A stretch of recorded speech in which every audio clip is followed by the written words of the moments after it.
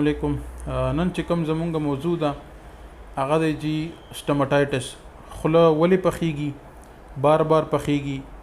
اکثر دی کې چالي جوړیږي د دې وجوهات څه دي په څه وجه باندې کیږي او د دې حل څه شی دی د ټولو نه مخکې یو کامن وجه د خولې صحیح صفائی نه کول یا خوراک کول د هغې نه بعد فوراً اوده کېدل اکثر موږ نایټ ټایم کې چې کوم د خوراک وکړو د هغې نه بعد د خولې صفائی نه کړو نو میجارټي انهایجینک مطلب د خولې صفائی نه کول د دې په وجه باندې چې کوم دی ریکرنټلی سټماټایټس یا بار سټماټایټس یا د خوله پخېدل کېږي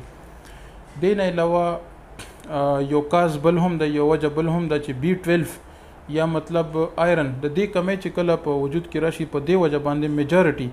د خولې پخېدل یا خوله بار پخېږي یا سټماټایټس بیماری کېږي دې نه علاوه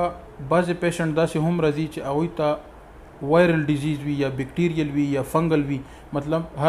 هرپیز یو وایرس ته چې د دې په وجه باندې اکثر خوله ریکرنټلی یا بار پخیږي نو وایرل بیکټیریل یا فنګل هم د خولې د پخېدو یا د سټماټایټس یو سبب کېدی شي دې نه علاوه ترډلی چې کوم ترډ نمبر باندې بعضې پیشنټ داسې هم راځي چې هغوی ته لیور ریلیټډ مطلب د جګر هیپاټایټس A وي یا هیپاټایټس B وي هیپاټایټس C وي د دې په وجه باندې میجارټي پیشنټ ته ریکرنټلی یا بار چې کوم د سټماټایټس یا د خولې پخېدل کېږي خو بعضې پیشنټ داسې هم راځي چې هغوی ډرګ یوز کوي مطلب هغوی ته کډني مسلې وي هغوی ته ارترایټس وي هغوی ته روماټایډ ارترایټس وي هغوی پین کیلر د دې ډیزیز دپاره ډېر زیات استعمالوي نو د پین کیلر د زیاده استعمال په وجه باندې هم یا د ډرګز ابیوز په وجه باندې هم ریکرنټلی سټماټایټس یا سټماټایټس یا مطلب خوله پخېدل کېدلی شي دې نه علاوه نور هم کازز کېدلی شي خو چونکې کامن وجوهات چې کوم دی همدا دي چې کوم ما تاسو ته وویل مطلب د خولې صفائی نه کول د B12 د آیرن د کمی په وجه باندې ډرګ ابیوز په وجه باندې وایرل بیکټیریل په وجه باندې یا په باډي کې دنه نور څه بیماری وي مطلب کډني ډیزیز وي لیور ډیزیز وي اریټیبل باول سینډروم وي د کولمو د زخم متعلق سیلیک ډیزیز چې کوم دی ویټ الرجي اکثر داسې قسم مسله چې چاته وي داسې پیشنټ تم هم مطلب بار سټماټایټس یا د خولې پخېدل کېږي اینی هاو دا چې کوم د کامن وجوهات هو دې نه علاوه نور هم ریسک فیکټرز یا د خولې د پخېدو وجوهات کېدلی شي علاج معالجې حوالې سره زه به د هومیوپیتھک پوینټ آف ویو سره خوشخبری خبره دا ده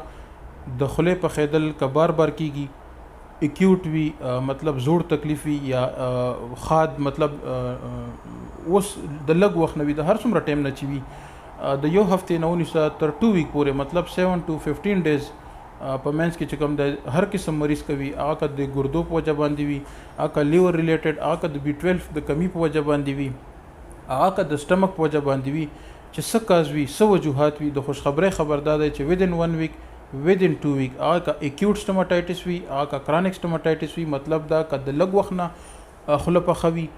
یا د ډیر وخت نه خوله پخوي یا بار پخېږي ریکرنټلی خوله بار پخېږي د خوشخبری خبر دا دی چې within 1 week په یو هفته کې په 2 هفتو کې دا بیماری د هومیوپیتھک میډیسن سره یا د هومیوپیتھک علاج سره مستقل دا بیماری ټیک کېدی شي